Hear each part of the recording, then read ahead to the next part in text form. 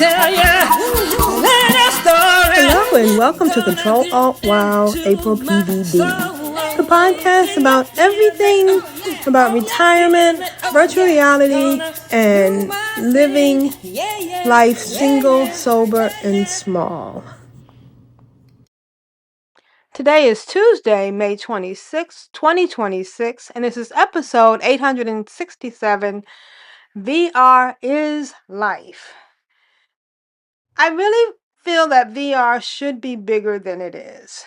I feel like I live in an alternate reality where I get to experience and enjoy things that are not the norm, but I want to share this with people and I want to start expressing more on this podcast because I don't understand how people aren't doing VR everywhere. I hear people talking about their headsets, whether it's Quest or Valve, or in some cases, the Apple Vision Pro, just sitting on a shelf gathering dust. I use my headset anywhere from 2 to 8 hours a day. But let's get into No Man's Sky, which is my main passion. I will be doing a video version of this, and I'll put the links in the show notes. And I hope this works out well. Bear with me, my first time doing this. Last episode, Gradnegus posed the question about what would happen if I took a new character off the planet in my Corvette. And I do want to take the time to thank Gradnegus.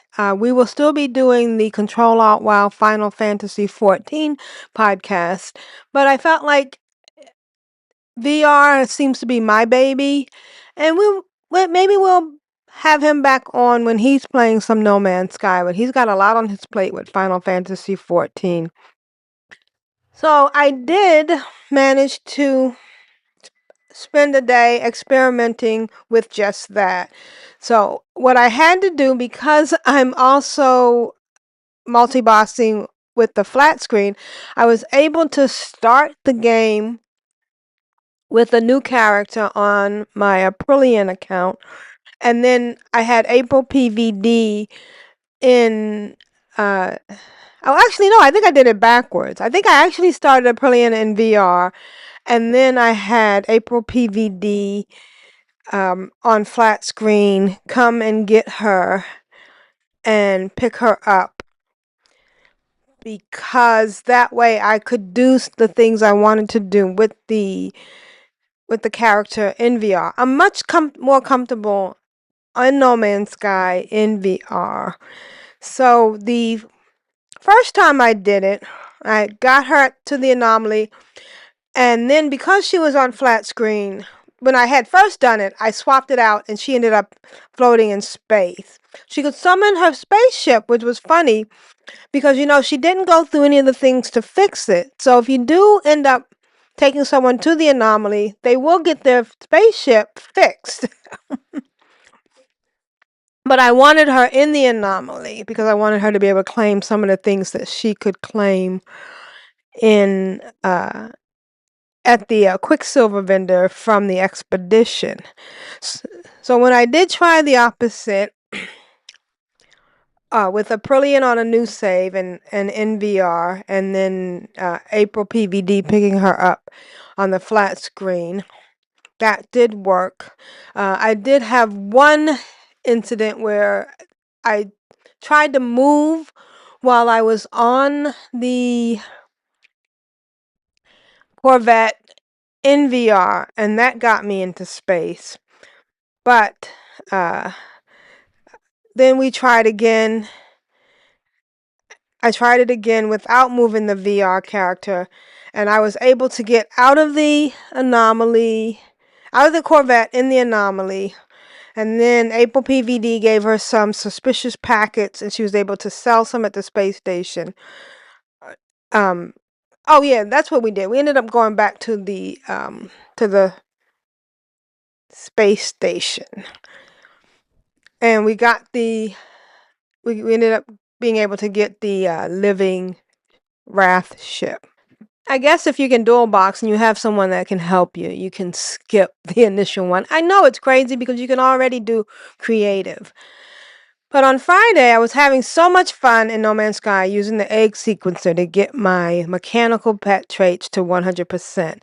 It's such a silly thing, but it's so relaxing. I compounded my situation by making that save have yet another mechanical pet. So basically, she has two of the mechanical expedition egg worms, and one is, well, both are the triple S. Remember last episode I spent a ridiculous amount of time just re-rolling, restoring, and coming out until the pet that I got was triple S.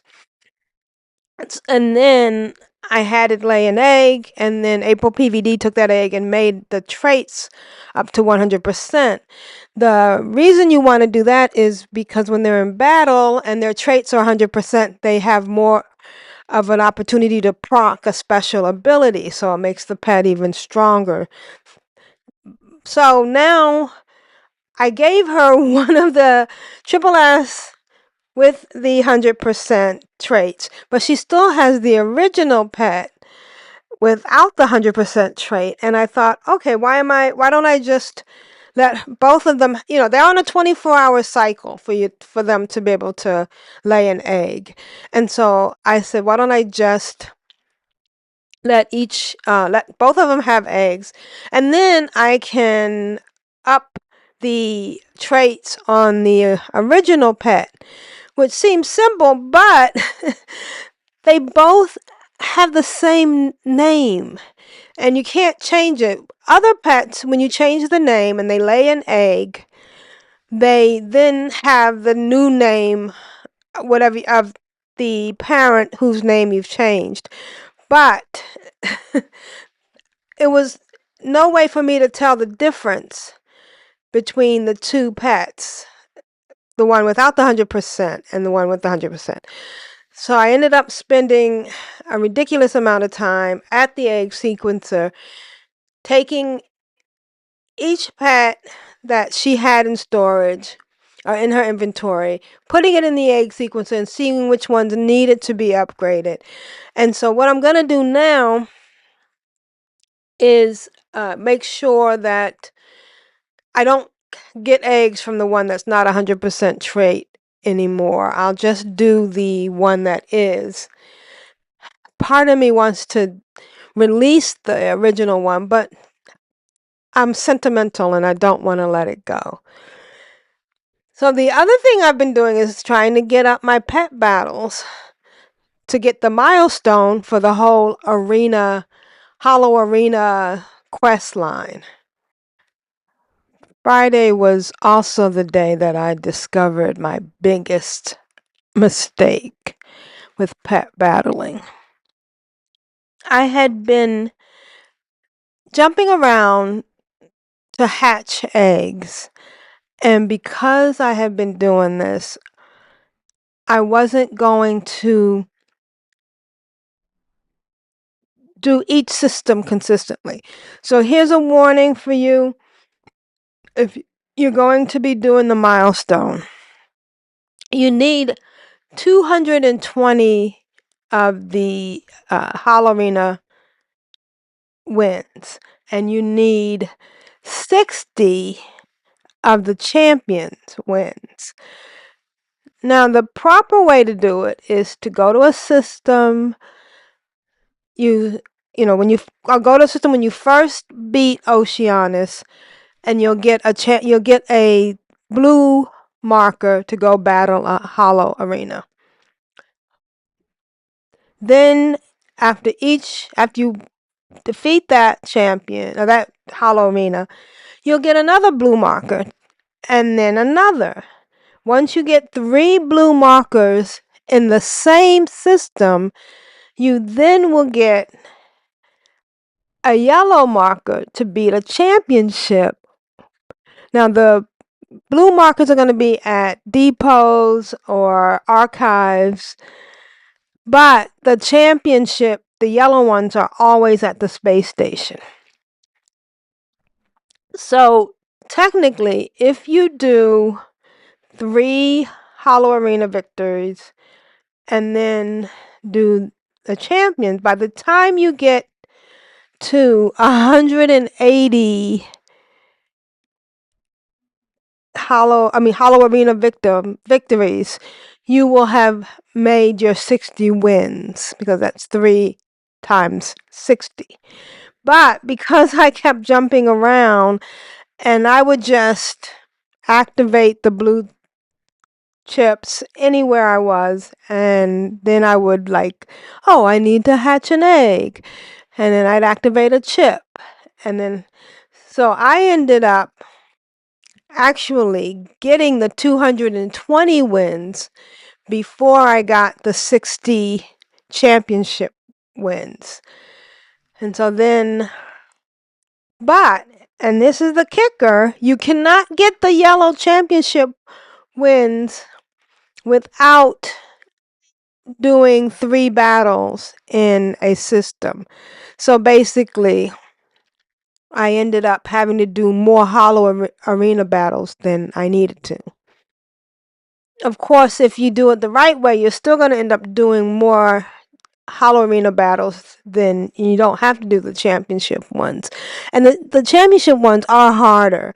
So what I was having to do was get out my top really high level team, my 30s, for the championships, and I was using the Hollow Arena ones to level up new eggs that I had just hatched. So then on Saturday, I went to store some more eggs on Aprillian. And it's getting to be crazy because I'm also storing on AprilPvd's second save. And this is the one that is just standing on the mech home world. And every 24 hours I go in and have another one of those mechanical worms. I'm going to end up with a whole bunch of those triple class ones with the 100% traits. And she's just going to be my farmer. So what I've been doing is I would give eggs to Aprillian. Aprillian would give them to my second AprilPvd, going back and forth. And yeah, I kind of messed up with going back and forth without doing the championship battles. So now, AprilPvd, my second save, is now, I'm letting her hatch more of the eggs that the main AprilPvd has, in case I find, and I've been finding more eggs, more pets, more triple S pets. You're going to run out of space. There are more than 30 really good triple S pets. For instance, I found this really cool mechanical pet in the show notes. You go see in the show notes. Then I made the mistake of watching some YouTube video, and I found another pet that I wanted to have, but I didn't have any room, so I brought in Aprillian. I did the thing I always do, because Aprillian does not have the portals, and when you see these pets online or on a YouTube video, they come with a portal that you then have to put in the glyphs and then jump. I think Aprillian has 10 of the 16 ones. So it's just easier for me to get to the portal, get to the place, and then Aprillian joins me in game and gets the pets. And her roster isn't filled up yet. And then she can get an egg, and then I can take that egg and turn it into the 100% trait. So that's what I've been doing. I've got the 2 pets, the one that you're looking at now, if you're looking at the video, and the other one that's in the show notes. So then on Sunday, I only played a little bit on Sunday, but I still watched a few YouTube videos, and I posted on the Facebook group that I heard that 2.4 is going to allow us to create folders in the navigator. And that got me excited, because I hate having a disorganized system and nowhere to see the things I want to see. And I got this response from someone whose name is homophobe in the making. And he said, and I couldn't believe he said this. 2.4, that's not a version number for MetaQuest. Are you on drugs? To which I responded, no, I just follow current news. For the record, altering your brain chemistry for any reason except for medical is probably not a good idea. I'm sorry you had to phrase it like that. And then I put a link in the message to the different YouTubers who are talking about 2.4. I don't know why people respond to things, but I am still excited about this 2.4 update. It is currently just on the PTC. What it's going to mean is that I could now have folders for, say, games I want to play later. I can have one folder for all my fitness games. I can have one folder for, what I'm currently playing. I mean, just imagine the iPhone before you were able to make folders. It makes a big difference, and I'm excited for it to come to the mainstream. On Monday, I did a lot of pet battles, and I finally got my pet for the Hollow Arena, which was this giant worm. And then Tuesday, I wanted to jump to this planet to get a pet that I saw in the on the Facebook group, but the planet was one that I could not get to, and it was in a system I hadn't been to. So I naively thought that I could jump a few times and end up in this system, and I learned my lesson. Although it was interesting, and I did enjoy myself because I would go to a new system. I ended up stripping down a ship and stripping down my exosuit so that I wouldn't damage it. And then it's a very complicated process. First, you have to go to a portal at the furthest place you've been, and that's the Einstein system. I guess they're all connected, and they go in a certain order, which I was just finding out. And then you go to a portal on the system that's the furthest. Then you put in the first glyph 12 times, and that takes you somewhere. You get the warning that it's not a right coordinate. But then you go up into space and you jump for a while. So I was taking my freighter, because your freighter can make the biggest jumps.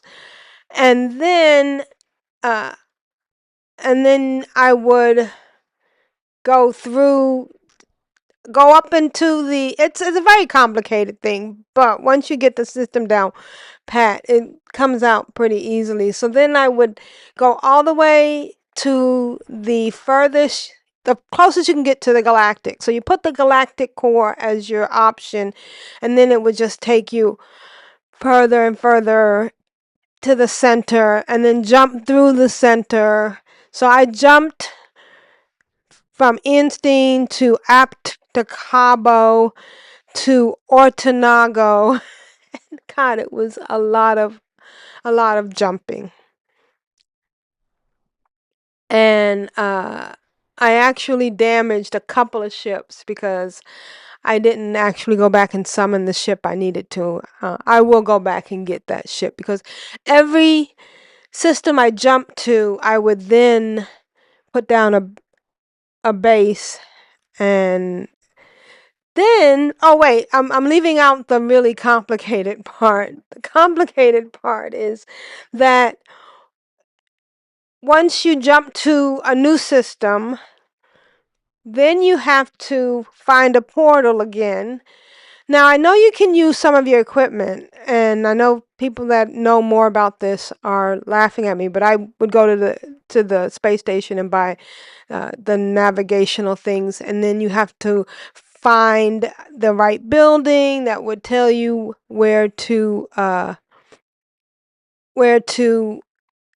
get a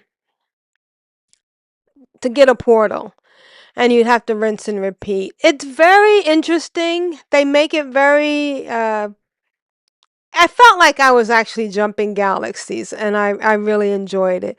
And I spent a lot of time, but I only got as far as Oteniago, and so I still have another ways to go to do the jumps.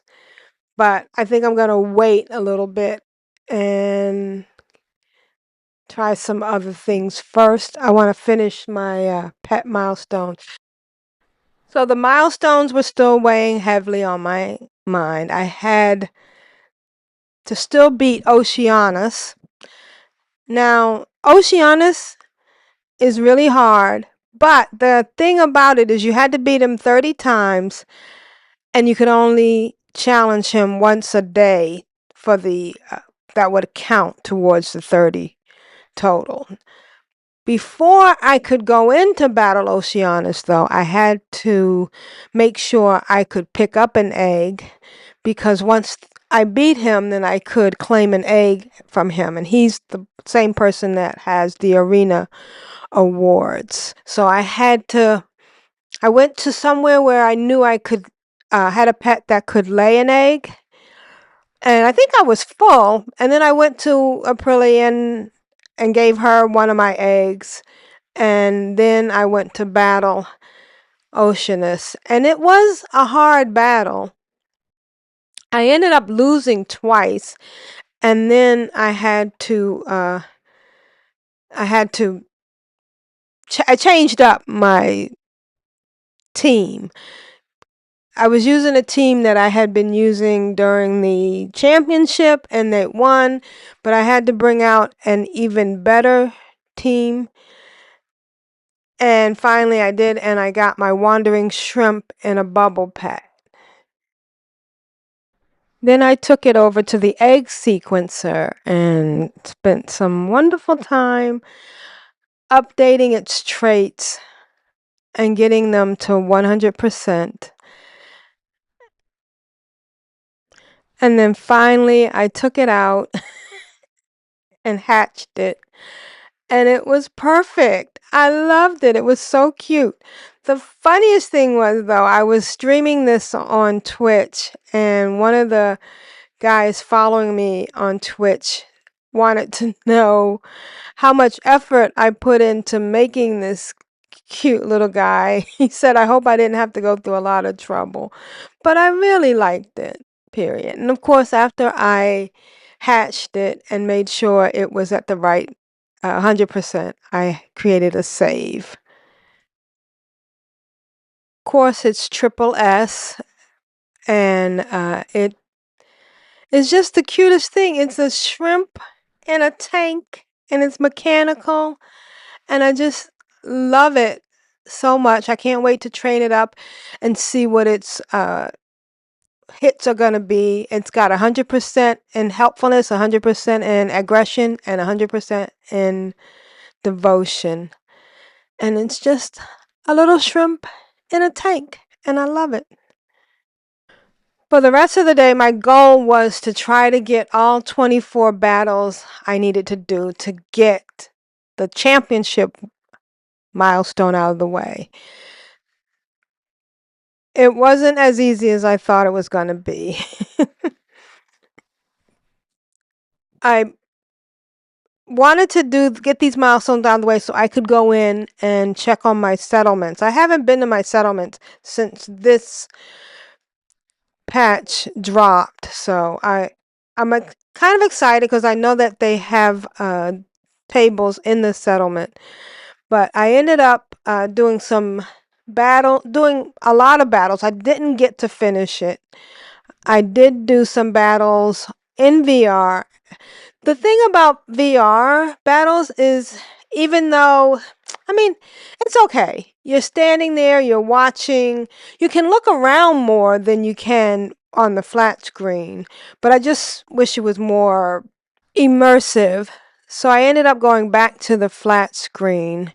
But the problem with the flat screen is that I cannot fly very well.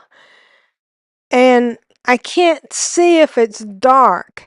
At least when I'm in VR, I can kind of see the landing pads and I can find a better way. I can find it and just get over to it and land.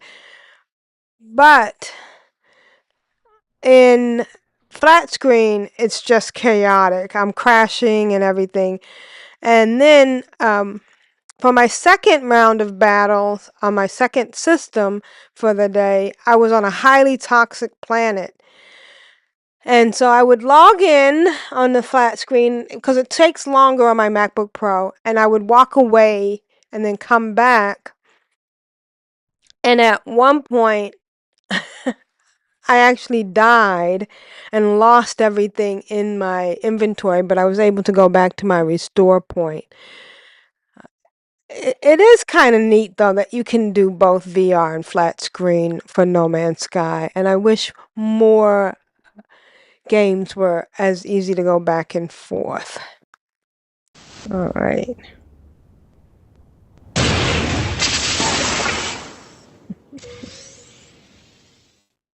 Thursday, I got right back into it, and I battled, mostly in VR, and I managed to get through it, and I got the championship. It was a lot of work. It was a lot of hard battles, a lot of crazy flying, but I fly so much better in VR. I really love the way the controls work, and I managed to get my pet. Of course, I had to take the egg to the egg sequencer, and again, I got it increased on its traits, and I hatched it, and it's a cute little mechanical thing.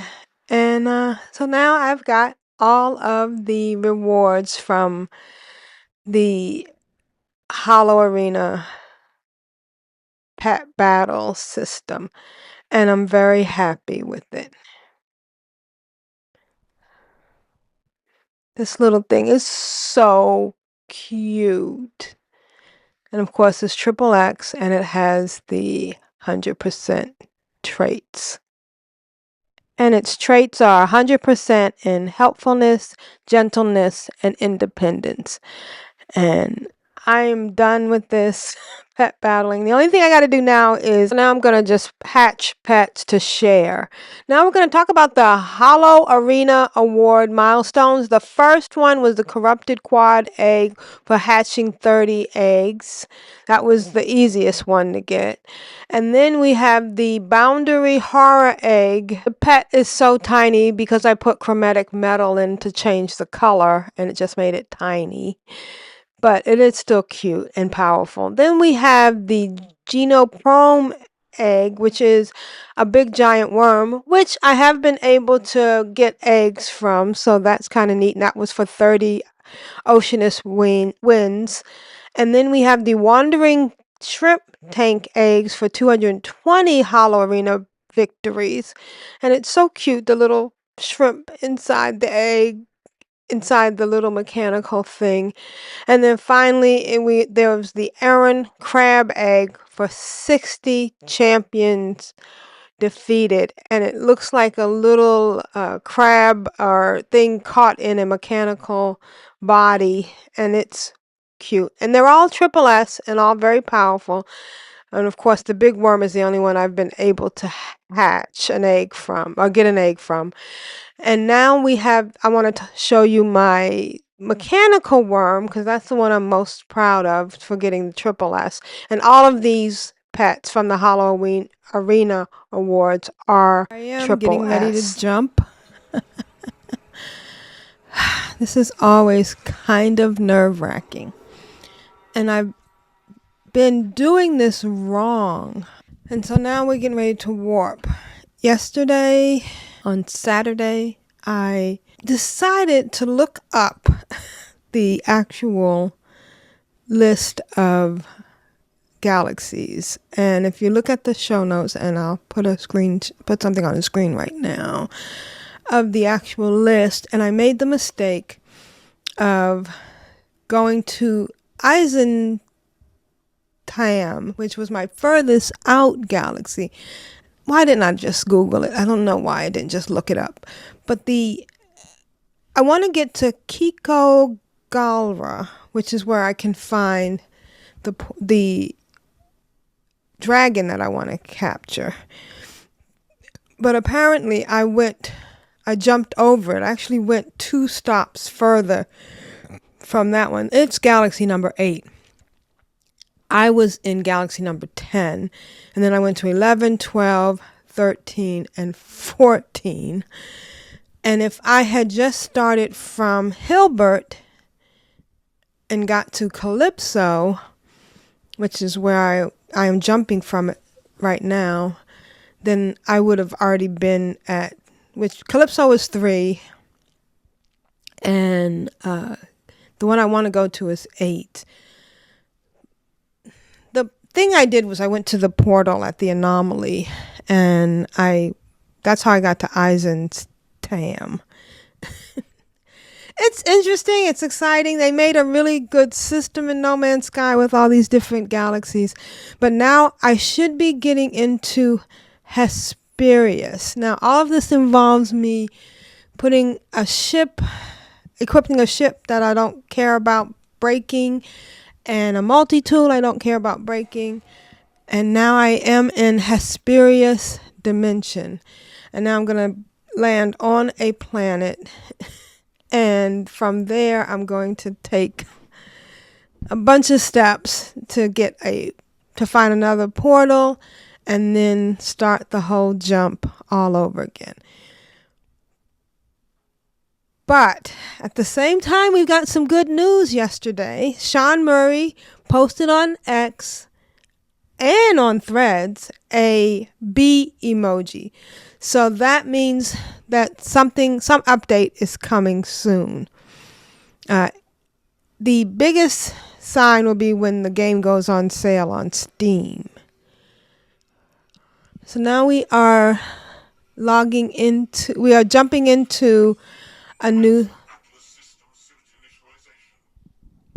Did you hear that? We're jumping into a new planet. And technically what I should do is go find my ship. And then repair it. But I can just summon my other ship and change my multi-tool to the one that I want to use. I accidentally kept my good multi-tool equipped the last time I jumped, and I ended up having to repair it.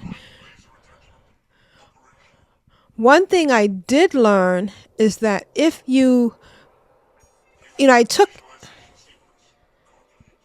I took everything out of my exosuit, and I learned that if I put some things in the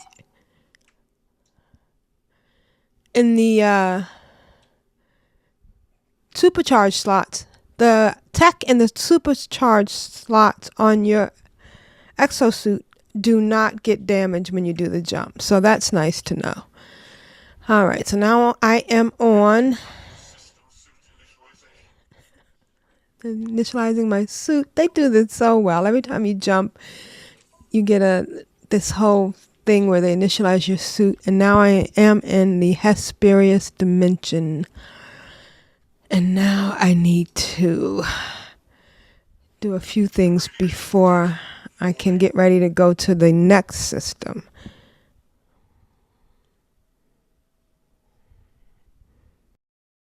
Closest to the center, using the portal, using the first glyph 12 times. And now I'm going to do the jump. And I'm doing this on the flat screen. I may go back to doing it in VR in a second, But right now I'm just trying this. I've never done this part on the flat screen. Okay, so we go as far as we can. And we get the animation. Now I'm jumping to the next one, which should be Hyades, Hyades, and it's system galaxy number 5, which means I would then only have 3 more jumps to get to the one that I'm calling Kiko that I want to get to. On the flat screen, it's really different. I have been watching videos about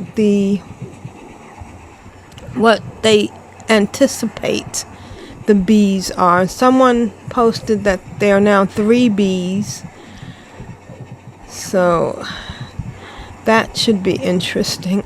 I'm hoping it'll be something to do with multiplayer. And I did set up a portal at the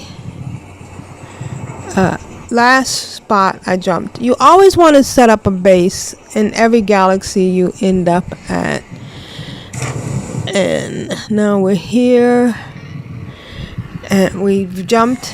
And now I'm going to jump again. The sound of my frigates popping in is always interesting. So I'm now at I seem to be getting further away from the galaxy. Okay, now here we go. 4, 5, 4, 4.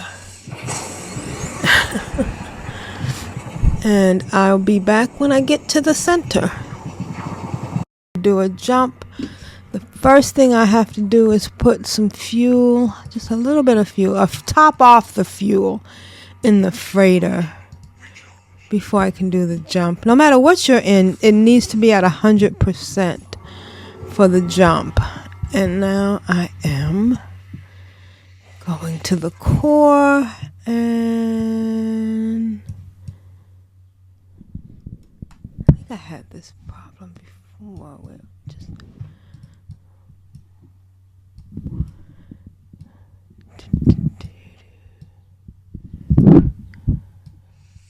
Here we go. And now we're jumping. Technically, I should be jumping to... I'm in Hesperus dimension, and I should be jumping to Hyades, Hyades. So what I'm planning to do after I finish all these jumps, I don't know if I will share them all with you, but I'm planning to get back to my settlements and see what's going on there. I will see you on the other side. Now we're up to Sunday. Creature AprilPvd, that's my second AprilPvd character that I'm using just to make the mechanical egg, has been hatching one every day. And I'm also using her to store some of the pets. So she will actually crack open an egg and then have the pet. And if I need or want that pet back again, I can go to bring her somewhere where that pet can then hatch an egg.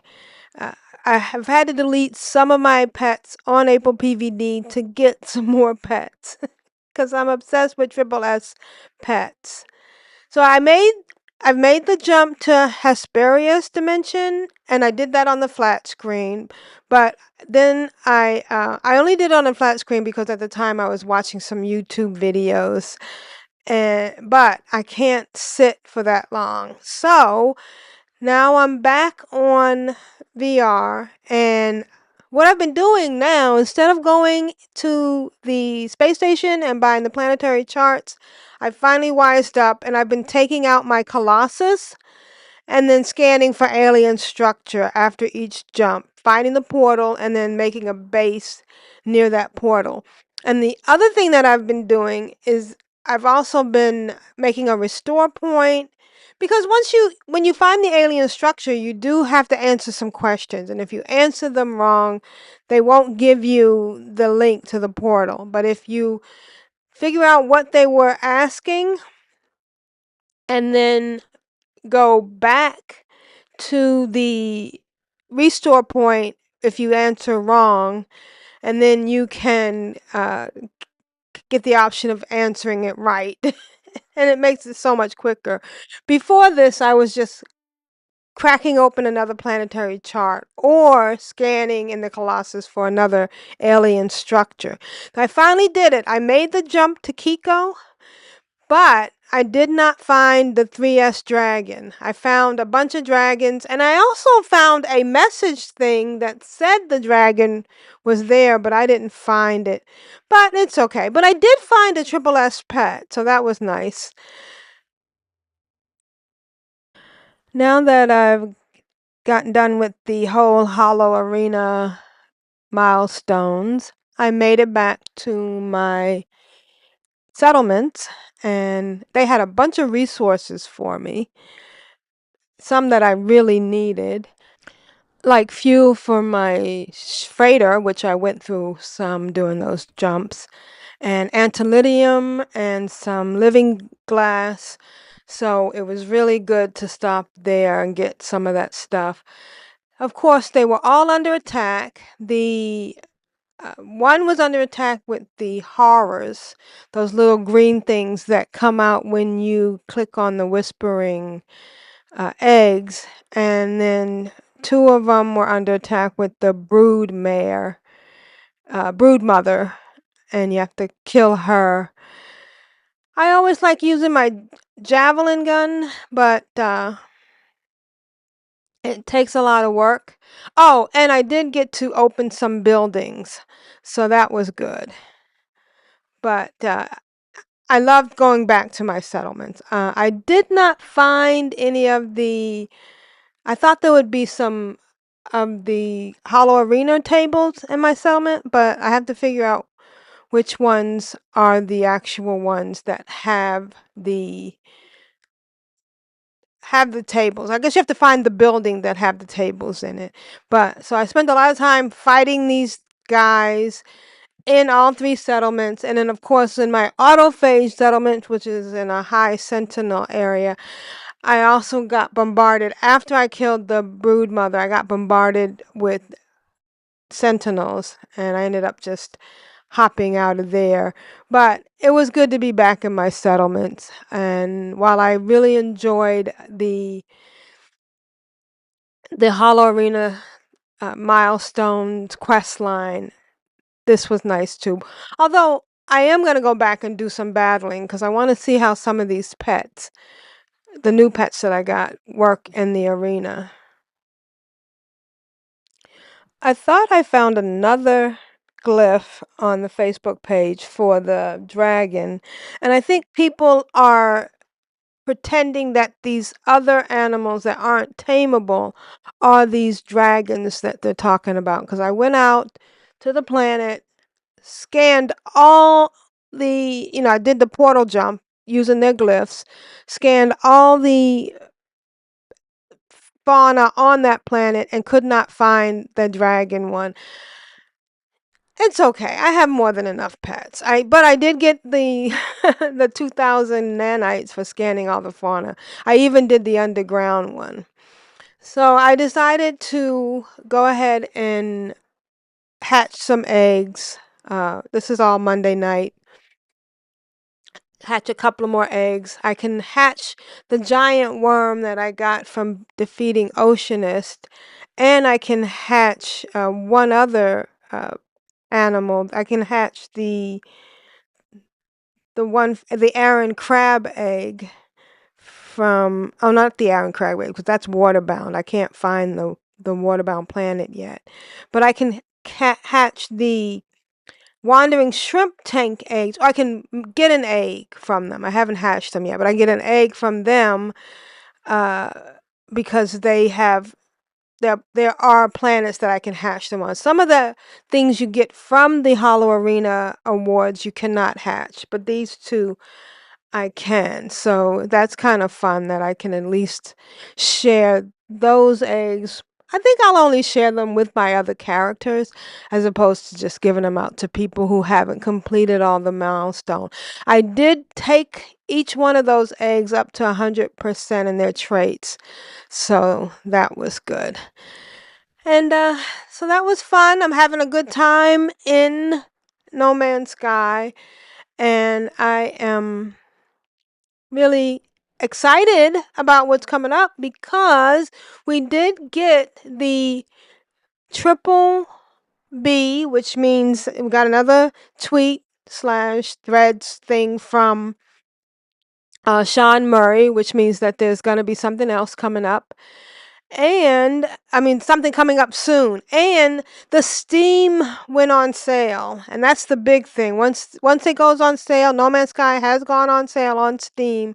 That means that something's definitely coming. We don't know how big it is. I've been watching all the YouTube videos about it, and it might be an expedition, which I'm hoping for because I love the expedition. But there is definitely an update coming tomorrow. So that's been my No Man's Sky adventure. And now we're going to go on to what else I've been doing in VR. Now I want to talk about working out in VR. I work out every Monday, Thursday, and Saturday. I spend an hour and 40 minutes working out in VR in my own home with personal trainers. I know a part of the barrier to working out in VR is wearing a headset, and it has become second nature for me. I'm very lucky for that. Yes, I do sweat a lot with the headset. I have had to experiment with different head straps which hold the Quest headset. So the main part of the VR is the Quest 3 that I use, but the other part is the head straps, and I've been experimenting with multiple ones. I've gone through three head straps. My initial one was the one I was using with the Bobo headset, which I used for years. It has an extra battery pack that I could charge, so I never ran out of batteries. But they had these two antennas on the top that were pressing into my head. And they actually left bald spots. I know that's so crazy. So I switched over to a version that they call the Halo style that didn't have the antenna. And that worked really well and it was comfortable, but it only came with one battery, which meant that I could not, it would run out after like 2 hours, and it didn't allow you to buy additional batteries. I did try another upgraded version of the Bobo VR head strap, which had the ability to remove the antenna, but it came with a fan and it was heavier. So I ended up switching to yet a third one. And this is the one I'm wearing now. It works out fine. It's lighter and it's more comfortable and it doesn't press on my head at all. Now, because I sweat, I use this thing called a VR cover. It's a piece of cloth that goes over the initial facial interface and it absorbs sweat. It comes in a pack of 2, so I have a clean one to change out when I wash the sweaty one. Okay, so I use 3 apps for my workout. The first one is FitXR, and this gentleman named Billy D gets me through a warm up and then an HIIT class, high intensity interval training, which it's kind of done to, you do that first so that it gets your metabolism running really fast. And then I switch over to light sport. Now, this one, the light sport one, is mixed reality and I really like it, but the thing I love more about the Fit XR one is that it allows me to turn off the music. Light sport does not allow me to do that, but I go through a weight training, a boxing, and then 2 more weight trainings. And the nicest thing about light sport too is because it's mixed reality, it does it in such a way that it takes out everything around it, so I'm just with the trainer, and I can I have a mirror in my apartment. Now, if you look at the show notes, if you're listening to the podcast on audio, you can go to the show notes and you'll see screenshots of me standing in front of the mirror with the trainer in front of me. The boxing is really nice because it gives me a little bit of a haptic feedback when I hit it. And the weight training is great because I can see my form and make sure it aligns with the trainer in front of me.